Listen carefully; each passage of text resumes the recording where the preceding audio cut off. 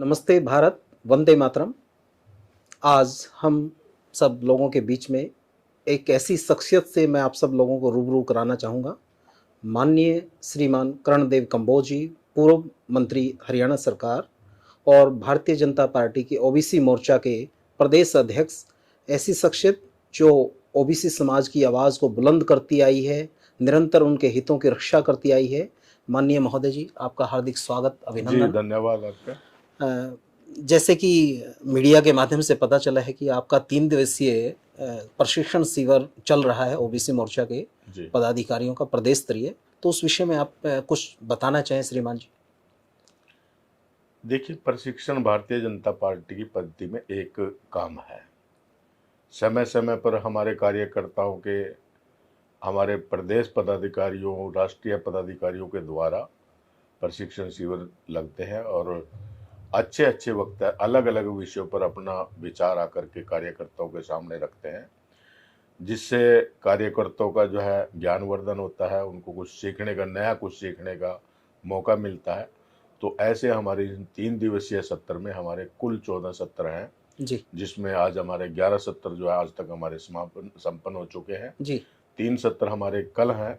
जी और जब हमारा सत्र प्रारंभ हुआ था, स्टार्टिंग में आदरणीय बहन सुधा यादव जी, जी जो केंद्रीय संसदीय बोर्ड की अभी नई नई उनको सदस्य नियुक्त हुई। जिम्मेवारी भी मिली है, जी जी वो उसका उद्घाटन करने के लिए आई थी। जी और कल समापन पर हमारे आदरणीय प्रदेश अध्यक्ष ओम प्रकाश धनखड़ जी, जी वो कल समापन पर रहेंगे। जी बीच में बहुत ही अच्छे अच्छे विद्वान लोग, जी जिनकी अपने अपने विषयों पर बहुत अच्छी पकड़ है, तो ऐसे बहुत से हमारे श्रेष्ठ कार्यकर्ता इस शिविर में जो है हम सबका मार्गदर्शन करने के लिए आए।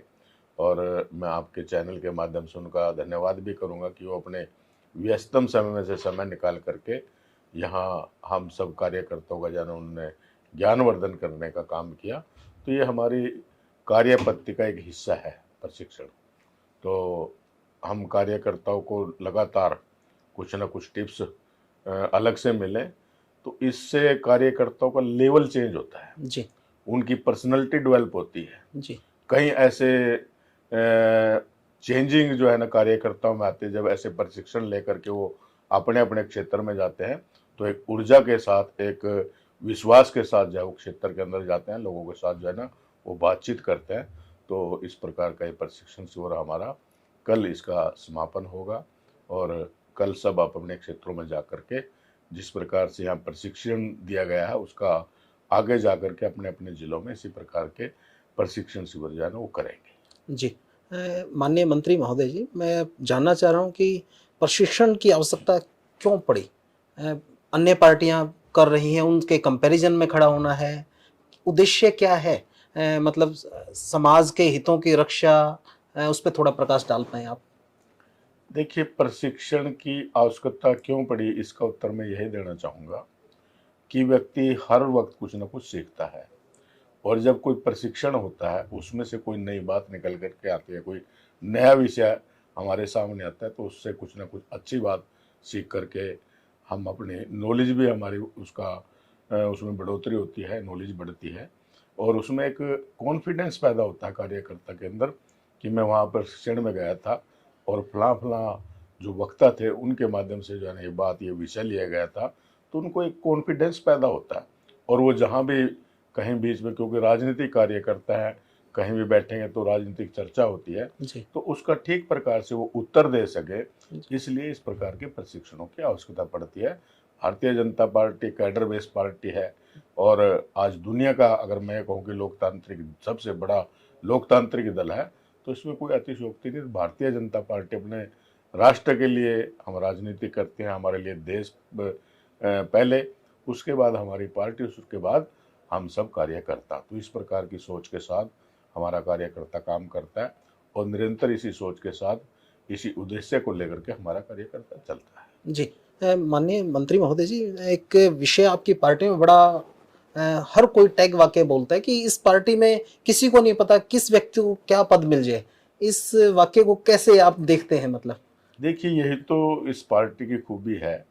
मैं तो किसी दूसरे का नहीं, अपना उदाहरण ही दे सकता हूँ। जी मेरे जैसा एक साधारण परिवार का कार्यकर्ता, ग्रामीण पृष्ठभूमि में जो जिसने जन्म लिया वहीं पढ़ा, वहीं पढ़ा, वहीं बड़ा हुआ, और उसको ऐसे कार्यकर्ता को चुनाव लड़वाना, और चुनाव लड़वाने के बाद जब जीत मिली और उसके बाद जो है इतना बड़ा सम्मान देना, मुझे मंत्री पद दिया गया, और आज मुझे भारतीय जनता पार्टी का जो हमारा ओबीसी वर्ग जो सबसे ज़्यादा संख्या में हरियाणा के अंदर है, जी लगभग अगर ये मैं कहूँगी 45% के आसपास जो है ओबीसी समाज हरियाणा के अंदर है, तो उसकी जिम्मेवारी मेरे को दी गई है।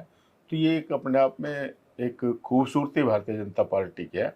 यहाँ किस कार्यकर्ता को उसके लेवल के हिसाब से जो काम करता है जी उसकी मेहनत के अनुसार जाए, और उसकी जब मेहनत को देखा जाता है कि ये इतनी मेहनत करने वाले कार्यकर्ता, तो उसी प्रकार से उसको जिम्मेवारी दी जाती है। खूबसूरती भारतीय जनता पार्टी की है। जी माननीय मंत्री महोदय जी, जिस प्रकार से ओबीसी वर्ग में बहुत से लोग हाथ का हुनर रखने वाले लोग हैं इस समाज में, कोई चिनाई का काम करता है, कोई लकड़ी का करता है, कोई किसी प्रकार से अलग अलग प्रकार से काम करता है, तो वो लोग बीजेपी पार्टी से किस प्रकार से अपना भविष्य सुरक्षित किस प्रकार से महसूस करें, या भविष्य की भारतीय जनता पार्टी की क्या योजना है कि जिसको मानकर वो चलें कि हम बीजेपी के साथ जुड़े रहें और वहाँ हमारा भविष्य सुरक्षित है।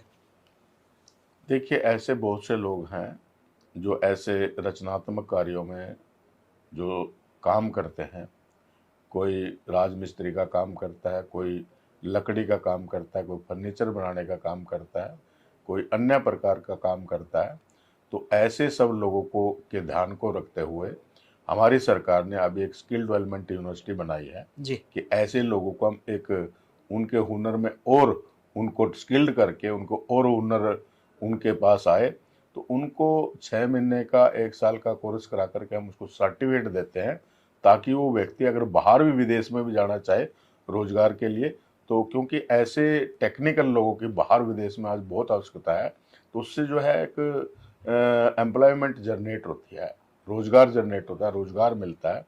तो स्किल डेवलपमेंट यूनिवर्सिटी जो है हमने विश्वकर्मा के नाम से जो है वो जी जी बढ़ाने का काम किया है। जी और इसी प्रकार से एक नया हरियाणा के अंदर हमें केस कला बोर्ड, जी क्यों आज दूसरे देशों में अगर मैं ये कहूँ कि इंग्लैंड में नाई का काम करने वाले बहुत से आज नौजवान जो 6-6 घरों के नौजवान मैं देखता हूँ कि वो आज यहाँ नाई का काम सीख करके सैलून पर जा करके प्रैक्टिस करके और विदेशों में जाते हैं, वहाँ उनको आसानी से काम मिल जाता है। जी और जब उनको काम मिलता है तो उनको रोजगार मिलता है, तो उनके घर का जो उनका स्वप्न होता है वो स्वप्न साकार होता है कि मैं विदेश में जाऊँ, कुछ काम करूँ और वहाँ से पैसा अर्जित करके वो उसके साथ साथ अन्य काम भी वहाँ करके अपना और अपने परिवार का लालन पालन करते हैं, और देश में जो विदेशी पूंजी लाने का काम भी इस प्रकार के नौजवान करते हैं। तो ऐसे बहुत से काम, ऐसे बहुत से नए आयाम हमारी सरकार ने स्थापित किए हैं, जो इस प्रकार के लोगों के लिए जो है वो आज लाभ पहुंचाने का काम कर रहे हैं। जी एक अंत्योदय एक ध्येय वाक्य है भारतीय जनता पार्टी का, जिस पर लग के पार्टी का प्रत्येक कार्यकर्ता काम करता है और उसी को ध्येय वाक्य पे चल के भारतीय जनता पार्टी के राष्ट्रीय कार्यकारिणी से लेके प्रदेश स्तरीय और जिला स्तरीय सभी कमेटियां उस तरीके से काम करती हैं। तो यहाँ भी ओबीसी मोर्चा में माननीय मंत्री महोदय जी, आपके मार्गदर्शन में अंत्योदय वाक्य पर भी काम किया जा रहा है। देखिए, तो हमारे प्रेरणा स्रोत पंडित दीनदयाल उपाध्याय जी का एक विजन था कि हमने अंत्योदय करना है। जो अंत में बैठा हुआ, सबसे अंतिम पंक्ति में बैठा हुआ व्यक्ति है, कि सबसे पहले उसकी चिंता करना। सरकार की जो सरकार योजनाएं बनाती है, उन योजनाओं का लाभ अंतिम पंक्ति में बैठे हुए व्यक्ति के पास पहुंचना चाहिए, तभी सरकार की जो नीतियां थी वो सफल मानी जाती हैं। और उसको ध्यान में रखते हुए नरेंद्र मोदी जी की सरकार, हमारे आदरणीय मुख्यमंत्री मनोहर लाल जी की सरकार, जो आज ऐसे गरीब लोगों के लिए, अभी हमने हरियाणा के अंदर परिवार पहचान पत्र बनाए हैं, जी और उसमें हमने लिया कि जिनकी इनकम जो 1,80,000 से कम है, अभी हमने 1 लाख तक का टारगेट लिया है जी कि जिन लोगों की इनकम 1 लाख से कम है उनको इस लायक बनाना, चाहे उनको किसी बैंक से लोन दिलवा करके या अन्य वित्तीय संस्थान से उसको लोन दिलवा करके, कोई भैंस का लोन लेता है, कोई गाय का लोन लेता है, कोई ब्यूटी पार्लर का लोन लेते हैं, कोई किसी प्रकार का लोन लेते हैं, तो उनको अपने पैरों पर खड़ा करना, उनकी इनकम कैसे जनरेट करवानी, उनकी इनकम कैसे बढ़वानी, इसकी चिंता जो है हरियाणा की सरकार बड़ी बखूबी से कर रही है। और अंत्योदय मेले लगा करके जगह जगह ऐसे लोगों को लाभ पहुंचाने का काम कर रही है।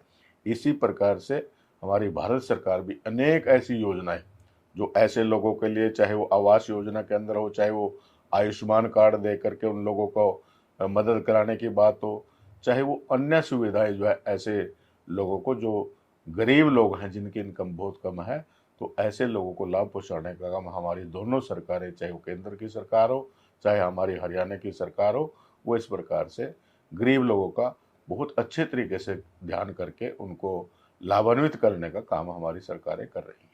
माननीय अध्यक्ष महोदय, एक विषय बार बार जनता में ओबीसी मोर्चा के लोगों का आता है कि जो 27% आरक्षण है वो क्लास 1 और 2 में भी सुरक्षित रहे।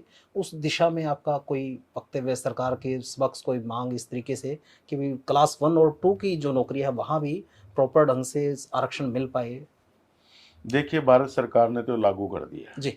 वहाँ तो 27%, 16% बीसी ए को और 11% बीसी बी को वो क्लास 1 में भी है, दूसरी नौकरियों में भी है। हरियाणा में अभी कई टेक्निकल इसमें जो है ना कोर्टों में कुछ मामले फंसे हुए हैं। जी जी। उनको सबको क्लियर हो जाने के बाद हरियाणा के अंदर भी हम इस प्रकार की व्यवस्थाएं करने का काम करेंगे, ताकि जो है ना ओबीसी वर्ग के लोगों को इसका लाभ मिल सके, उनको भी जो है भागीदारी, पूर्ण रूप से उनको भागीदारी मिल सके। तो इसके लिए हमारी सरकार प्रयासरत है। जी, इसमें सर कुछ जो लोक गायक हैं, लोक कलाकार हैं, कुछ जाति विशेष पर गाने बनाकर फूहड़ता फैलाते हैं। उस विषय पर भी, क्योंकि आप सरकार के भी अंग हैं, पार्टी के भी अंग हैं, इस नाते से इस विषय को माननीय मुख्यमंत्री, भारत सरकार, हरियाणा सरकार के संज्ञान में लाके कि भई जाति विशेष पर टोंट ना करके आप सामाजिक ताना-बाना समरसता का पैमाना बनाइए, आपस में अच्छा भाईचारा बने। इस विषय पे थोड़ा, क्योंकि विशेष जाति कर विशेष पे गाने बनाए जाते हैं। देखिए, हमारे भारतीय जनता पार्टी का जो एक विजन है वो है समरसता। जी। समरसता परक समाज। ऐसा हमारा समाज जहाँ कोई ऊंचा नीचा ना हो, जहाँ किसी प्रकार का कोई जाति भेद ना हो। जी। तो इस प्रकार की हमारी विचारधारा है, और भारतीय जनता पार्टी में जाति को, किसी भी जाति को इस प्रकार से वो आगे रखना या इस प्रकार का कोई ज़्यादा किसी जाति को दबा करके रखना, इस प्रकार की हमारी परिपाटी नहीं है। हम सबके साथ जो है ना समान व्यवहार करते हैं, और जो लोग इस प्रकार के काम करते हैं, मैं आपके चैनल के माध्यम से बताना चाहूँगा, उनसे निवेदन करना चाहूँगा कि ये जो हमारा जातीय सामाजिक समीकरण है, इसको बिगाड़ने का काम नहीं करना चाहिए। हमने समाज को जोड़ने का काम करना चाहिए, तोड़ने का काम नहीं करना चाहिए। हमने अगर कोई वीडियो बनानी है, कोई इस प्रकार करनी है, हमने ऐसी संदेश परक जो है ना वीडियो बनानी चाहिए जिससे समाज में एक संदेश जाए, आपसी भाईचारा बढ़े। तो जहर घोलने का काम हमें नहीं करना चाहिए। इससे जो है ना वो किसी जाति का लाभ होता है और ना ही हमारे प्रदेश का लाभ होता है, उससे बड़े नुकसान होते हैं। तो इस प्रकार की बातों से बचना चाहिए। और अब तो सरकार ने कुछ ऐसी जो सोशल मीडिया पर इस प्रकार के वो डाले जाते हैं, उसमें कुछ कानून भी बना दिया, उसमें बदलाव कर दिया कि अगर कोई समाज में जहर घोलने का काम करे तो उसके खिलाफ कार्रवाई होगी। इस प्रकार का जो है अभी सरकार ने जो है नियम भी बनाए। जी। जैसे पंचायत इलेक्शन नज़दीक हैं, भविष्य में होने हैं, वहाँ ओबीसी समाज को उसमें आरक्षण का कुछ लाभ मिलेगा या नहीं मिल पाएगा? देखिए, अभी जो हरियाणा सरकार ने पीछे 8% जो है ना आरक्षण की घोषणा करी थी, उसको लेकर के कांग्रेस के कुछ लोग उसको कोर्ट में लेकर के चले गए। जी। और कोर्ट ने अभी ये फैसला दिया है कि सरकार चाहे तो पिछले पैटर्न पर, पुराने पैटर्न पर जो है वो चुनाव करा सकती है, और सरकार उसके लिए तैयारी भी कर रही है। शायद अभी 2-4 दिन के अंदर कोई घोषणा भी हो जाए पंचायत चुनाव की। जी। तो क्योंकि यहाँ ओबीसी कमीशन पहले बना हुआ नहीं था, जी। और उसकी वजह से हरियाणा के अंदर ये समस्या आई है। हमारा ओबी कमीशन बन गया है, जी। और वो जगह जगह जा करके इस प्रकार के विचार लोगों से जानने के सुझाव मांग रहा है। आने वाले समय में निश्चित तौर पर जो है ओबीसी समाज को उनका पूरा हक मिले, उनको स्थानीय जो हमारी पंचायतें होती हैं, हमारे नगर पालिका होती है, उनमें किस प्रकार से उनको आरक्षण दिया जा सके। तो इसके ऊपर जो है ना हमारा चुनाव, ये ओबीसी चुनाव आयोग जो है वो उसकी जो है ना सारी स्टडी कर रहा है, और निश्चित तौर पर उसका लाभ जो है ना ओबीसी समाज को मिलेगा। मुझे पूरी उसकी उम्मीद है। माननीय अध्यक्ष महोदय, जिस प्रकार से आम कार्यकर्ता से जब हम चर्चा करते हैं, सब आम कार्यकर्ता ये कहते हैं कि माननीय कर्णदेव कंबोज जी से 24/7 आप कभी भी उपलब्ध उनसे चर्चा कर सकते हैं, कहीं कोई कठिनता नहीं है। इतना सरल स्वभाव, इतना इस तरीके से क्या हर कार्यकर्ता के मन में बसे हुए हैं, उसका राज क्या है? देखिए, ये कार्यकर्ताओं का प्यार है, प्रेम है, जो हमें हर समय जो है ना ऊर्जा देता रहता है, हमें आगे बढ़ने की प्रेरणा देता रहता है। और कार्यकर्ता इतना स्नेह करते हैं, तो हम उनको अगर अपना थोड़ा समय देते हैं, उनके साथ बैठते हैं, तो इसमें मैं कोई एहसान नहीं कर रहा।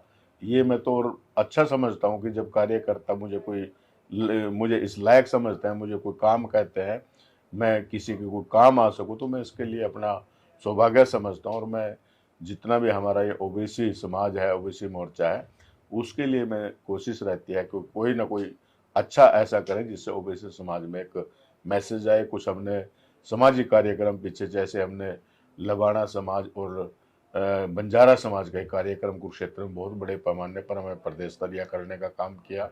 शहीद उधम सिंह का बलिदान दिवस जी, हमने 30 जुलाई को राज्य हमने स्तरीय। राज्य स्तरीय रतिया में मनाने का काम किया। अभी 17 सितंबर को एक विश्वकर्मा जयंती आ रही है, जी, तो उसको भी हम कहीं ना कहीं किसी न किसी रूप में बड़े स्तर पर कोशिश करेंगे मनाने की। उसकी भी हमारी तैयारियां चल रही हैं, मुख्यमंत्री जी से बात करके जल्दी उसकी डेट फाइनल करके। और वो या तो मुख्यमंत्री निवास में अलग अलग डेटों पर, क्योंकि उनमें 4 वो बने हुए हैं, 4 ग्रुप बने हुए हैं, 4 उपजातियां बनी हुई जी, हैं। जी, चारों के अलग अलग करेंगे या इकट्ठा करेंगे, जैसा मुख्यमंत्री जी आदेश देंगे उसी प्रकार से हम उस कार्यक्रम को करेंगे। जी, जी। आज जैसे युवा जो लकड़ी पे नक्काशी करके पूरे देश प्रदेश में, पूरे विश्व में, जींद जिले के 2 बच्चे हैं अक्षय और आकाश, जो लकड़ी पे नक्काशी करके पिछड़ा समाज के लोग हैं, उनको बहुत अच्छा वो स्वरोजगार की तरफ कुशल भारत के सपने को साकार कर रहे हैं माननीय नरेंद्र मोदी जी के। और उन बच्चों को जिला प्रशासन ने भी इस बार सम्मानित किया है। तो इस प्रकार के युवाओं को जो अन्य लोगों के लिए प्रेरणा स्रोत हैं, आप अपनी तरफ से जो संदेश देना चाहें, वो कृपया उन युवाओं को। देखिए, मैं उन बच्चों को बहुत बहुत मुबारकबाद देता हूँ और प्रार्थना करता हूँ कि वो इसी प्रकार से अपने हुनर को, अपने कौशल को इसी प्रकार से आगे बढ़ाते रहें, दूसरों को प्रेरणा देते रहे और अपने आप स्वयं उस मार्ग पर चलकर वो और ऐसे मुकाम को हासिल करें जो दुनिया में, जैसे कुछ लोगों ने गिनीज बुक में अपने नाम दर्ज कराए हैं, वो भी इस मुकाम पर पहुँचे। मेरा जो है ना आशीर्वाद, मेरा सहयोग, मैं किसी काम उनके आ सकूं, तो मैं इतना कहते हुए अपने उनको जो है ना शुभकामनाएं देता हूं कि वो अपने काम में, अपने जो उन्होंने टारगेट लिया, जो उद्देश्य लेकर के वो चले हैं, उनका वो उद्देश्य जो है ना पूर्ण हो। जी, देखिए मित्रों, आप इस शख्सियत से मिल रहे थे, पूर्व मंत्री हरियाणा सरकार श्रीमान कर्णदेव कंबोज जी। और जिस वाक्य को चर्चा के दौरान उन्होंने कहा, किसी भी कार्यकर्ता को क्या पद मिल जाए ये उस कार्यकर्ता को भी स्वयं नहीं पता। तो आज जब हम माननीय प्रदेशाध्यक्ष ओबीसी मोर्चा श्रीमान कर्णदेव कंबोज जी के साथ बैठे हैं चर्चा में, भविष्य का नहीं पता, क्या पता अगला इंटरव्यू माननीय कर्णदेव कंबोज जी के साथ हमारा राष्ट्रीय स्तर के किसी पदाधिकारी के रूप में होगा। ऐसी हमारी शुभकामनाओं के साथ बहुत बहुत धन्यवाद। आपने अपना कीमती समय निकाला। बहुत बहुत धन्यवाद। धन्यवाद। नमस्कार। जय हिंद, जय भारत।